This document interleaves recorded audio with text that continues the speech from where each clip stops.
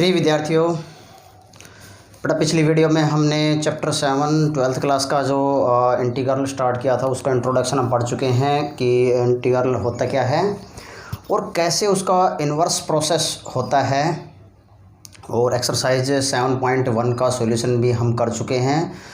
और अब जो हम पढ़ने जा रहे हैं बेटा एक्सरसाइज 7.2 के बारे में पढ़ने जा रहे हैं। और जो ये एक्सरसाइज है ये एग्ज़ाम के पॉइंट ऑफ व्यू से बहुत ज़्यादा इम्पोर्टेंट है, चाहे सीबीएसई बोर्ड हो चाहे हरियाणा बोर्ड हो, दोनों के पॉइंट ऑफ व्यू से और कोई भी कंपटीशन एग्ज़ाम के पॉइंट ऑफ व्यू से बहुत ही ज़्यादा इम्पोर्टेंट है। और जो अब मैं पढ़ाने जा रहा हूँ तो बेटा इसको ध्यान से देखना, क्योंकि इसमें जो कंसेप्ट जो मैं पढ़ाऊँगा डेफिनेटली पेपर में आएगा, चाहे वो क्वेश्चन एग्जामिनर कहीं से पुटअप करे, चाहे वो आर.एस. अग्रवाल से पुटअप करे, चाहे वो आर.डी. शर्मा से पुटअप करे, एनसीईआरटी एग्जाम्पलर से करे, एनसीईआरटी से कोई भी XYZ कोई भी बुक हो कहीं से भी पुटअप करे क्वेश्चन, बट जो हमारा कंसेप्ट होगा वो कंसेप्ट प्रत्येक क्वेश्चन में लगेगा। ठीक है, तो बेटा अब हम इस एक्सरसाइज में हम टॉपिक स्टार्ट करने जा रहे हैं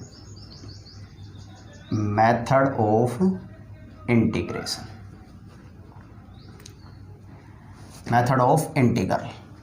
ठीक है, मेथड ऑफ इंटीग्रल में हम तीन मेथड के बेसिकली हम तीन मेथड के बारे में बात करेंगे। सबसे जो फर्स्ट होगा मेथड ऑफ सब्स्टिट्यूशन,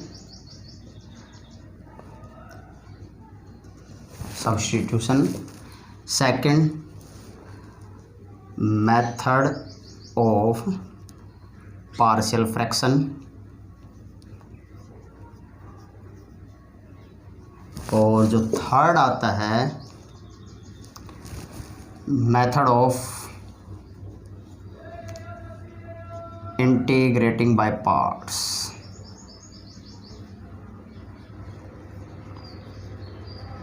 ठीक है, बेसिकली बेटा हम तीन मेथड में स्टेप टू स्टेप हम इसको डिस्कस करेंगे। जो अब मैं फर्स्ट जो मेथड आपको डिस्कस करने जा रहा हूँ, फर्स्ट है मेरे पास मेथड ऑफ, चलो मैं इसको रब कर देता हूँ बेटा। हमने लिखा है मेथड ऑफ, ये अब रब,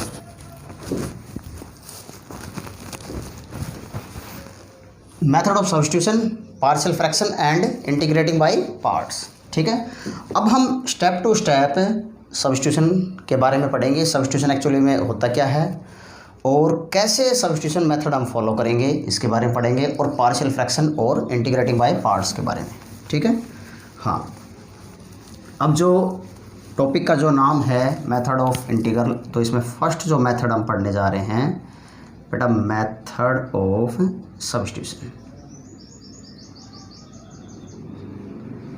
ठीक है, चलो अब मेथड ऑफ सब्स्टिट्यूशन से पहले कुछ बातें हैं जो मैं आप लोगों को बताना चाहता हूँ कि बेटा इसमें जो क्वेश्चन की सेंस को समझना है।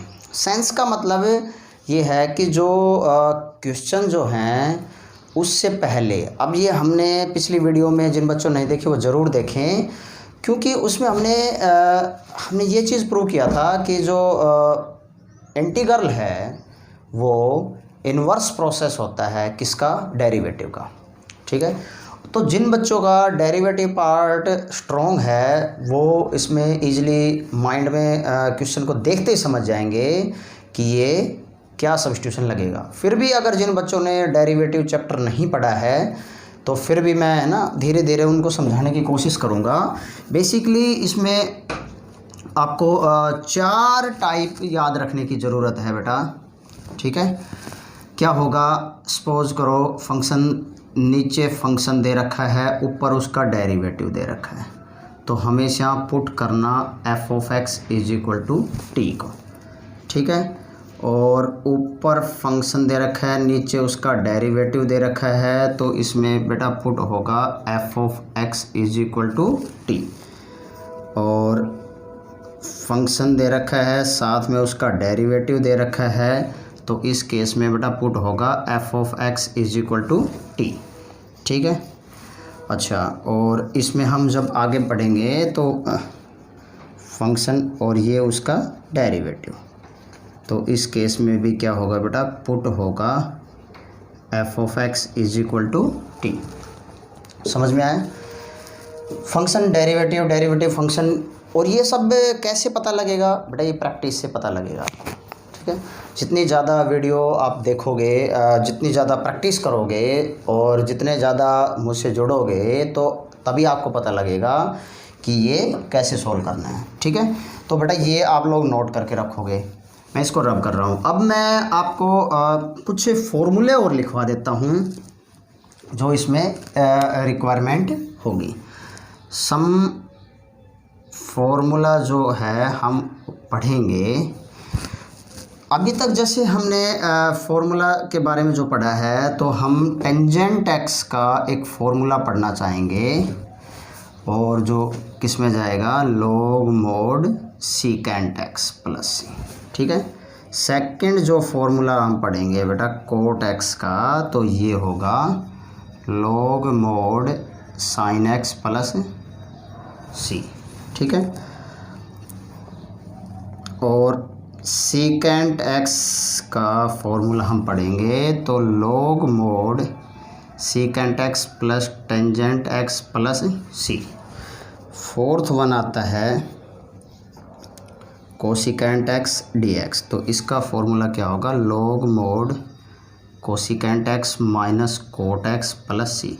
अच्छा, अब इनको प्रूव भी कर सकते हैं, कोई दिक्कत नहीं है। अगर जिन बच्चों को याद रखने में बड़ी प्रॉब्लम है तो हम इसको प्रूव भी कर सकते हैं, ठीक है। अच्छा, अब जो हम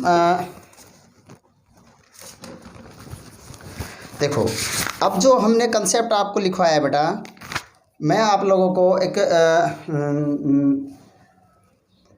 एग्जाम्पल बताने जा रहा हूँ इनके बेस पे, जो मैंने अभी इससे जस्ट पहले लिखवाया था कि वो कैसे होगा। उससे पहले मैं एक एग्जाम्पल लिखूँगा। चलो हम थोड़ा सा एक और कर देते हैं कि बेटा ये कोई भी एक फॉर्मूला हम किस तरह बना रहे हैं। और अभी मैंने थोड़ी देर पहले एक बात कही थी कि बेटा अगर जो फॉर्मूला आपको याद नहीं है तो हम उसको प्रूव कर सकते हैं। और मैं यही सवाल उठा रहा हूँ। जैसे सपोज करो मैंने ये लिया बेटा टेंजेंट एक्स और डी एक्स, ये मेरा क्वेश्चन भी बनेगा और ये मेरा फॉर्मूला भी बनेगा। कैसे बनेगा इसको देख लेते हैं। एक एग्जांपल लिया, सपोज करो मैंने ये एग्जांपल ले लिया, ठीक है। अब मुझे इसका सॉल्यूशन करना है, तो let I is equal to, I किसको डिनोट करेगा, इंटीग्रल को। अब मैं इसका लेफ्ट हैंड साइड कंसेप्ट जो लेके चल रहा हूँ, लेफ्ट हैंड साइड कंसेप्ट में बेटा टेंजेंट एक्स का हम टेंजेंट एक्स को क्या लिख सकते हैं, sine x divide by cos x और डी एक्स, ठीक है। अब देखो, इससे जस्ट पहले मैंने आपको कुछ 4 बातें लिखवाई थी जो हमेशा आपको याद रखनी है कि हमें डेरिवेटिव पार्ट को ज़रूर देखना है कि फंक्शन और ऊपर डेरिवेटिव। अब देखो यहाँ से अगर जिन बच्चों ने पिछली वीडियो नहीं देखी है उसमें मैंने कुछ बहुत ही इंपॉर्टेंट फार्मूले लिखवाए थे कि डेरिवेटिव का इंटीग्रल क्या होगा, इंटीग्रल का डेरिवेटिव क्या होगा। अब देखो, अगर सपोज करो मैं इसको फंक्शन मान लेता हूँ, थोड़ी देर के लिए समझना बेटा, इसको अगर मैं फंक्शन मान लेता हूँ तो मैंने क्या बताया कि अगर मैं इसको फंक्शन मानता हूँ तो मैंने ये लिखना बताया था कि put f of x is equal to t, ठीक है। तो इसका मतलब ये cos x is equal to t. अब मुझे डेरिवेटिव पढ़ना पड़ेगा कि d by d x, cos x का जो डेरिवेटिव है वो क्या होगा बेटा, माइनस साइन एक्स होगा, ठीक है। तो इसका डेरिवेटिव को के जो डेरिवेटिव होंगे वो नेगेटिव होंगे, माइनस साइन एक्स होगा, और टी का derivative D T upon D x होगा। अब न्यूमरेटर में जिस चीज़ की रिक्वायरमेंट है वो देखो, हमें माइनस की रिक्वायरमेंट नहीं है, तो sine x into d x is equal to क्या होगा बेटा, माइनस डी टी हो गया, ठीक है। अच्छा, अब ये I is equal to sine x d x क्या हो गया, माइनस डी टी, ठीक है। तो माइनस इंटीग्रल बाहर आ गया, ये डी टी और ये टी।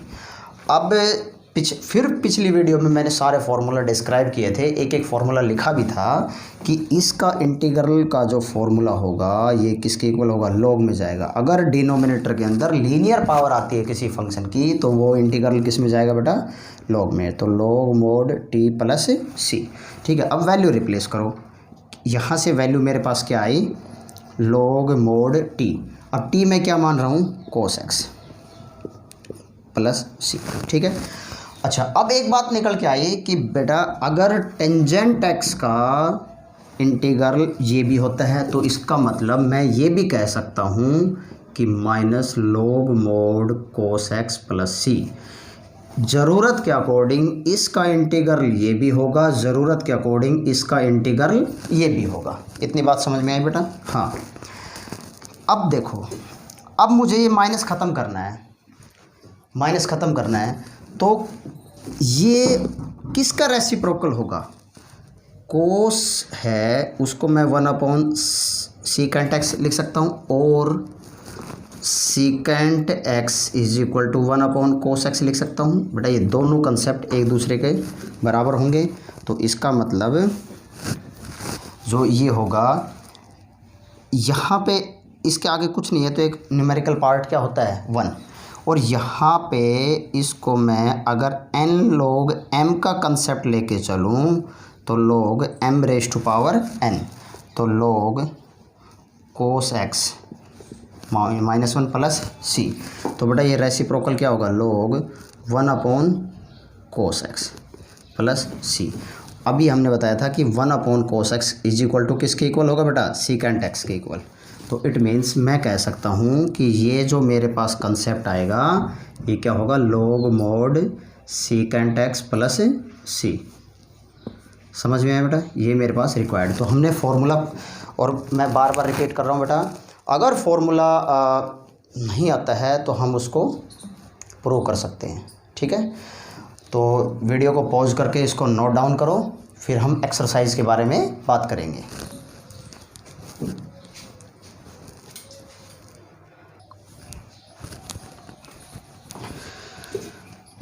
तो बच्चों, पिछली जो आपने वीडियो को पॉज करके नोट डाउन कर लिया होगा, जो कंसेप्ट हमने बताया था, मेथड ऑफ इंटीग्रल हमारा चल रहा था, उसमें मेथड ऑफ सब्स्टिट्यूशन पढ़ रहे हैं, ठीक है। अब ये क्या कहता है बेटा, हम बहुत ही एक इम्पोर्टेंट कंसेप्ट से हम आपको बताना चाह रहे हैं क्या, कि ये दे रखा है, इसका सॉल्यूशन करो, और एक क्वेश्चन ये दे रखा है, ठीक है। अब देखो कैसे हम उनमें हम मेथड अप्लाई करेंगे, ये हम प्रैक्टिस के ऊपर डिपेंड करता है बेटा। अगर जिन बच्चों ने जितनी प्रैक्टिस कर रखी है उसी के अकॉर्डिंग, तो उसमें डेरिवेटिव और इंटीग्रल पार्ट स्ट्रॉन्ग होना ज़रूरी है, और नहीं है तो फिर भी मैं आपको बताऊंगा।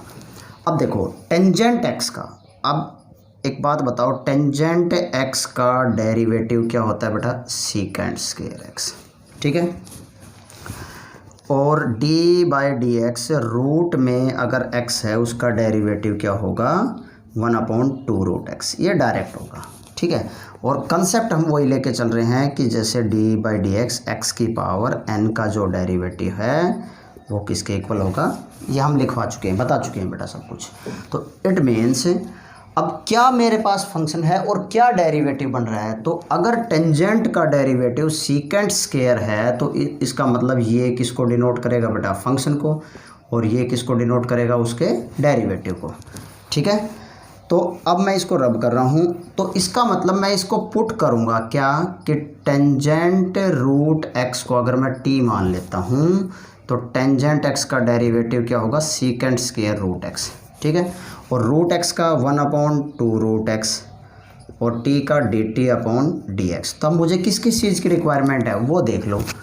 मुझे सीकेंट स्क्वायर रूट एक्स चाहिए, बिल्कुल लिखा ये सीकेंट स्क्वायर रूट एक्स। इसके अपॉन में क्या चाहिए बेटा, रूट एक्स चाहिए, और साथ में dx भी चाहिए, तो ये क्या होगा 2 × dt, ठीक है।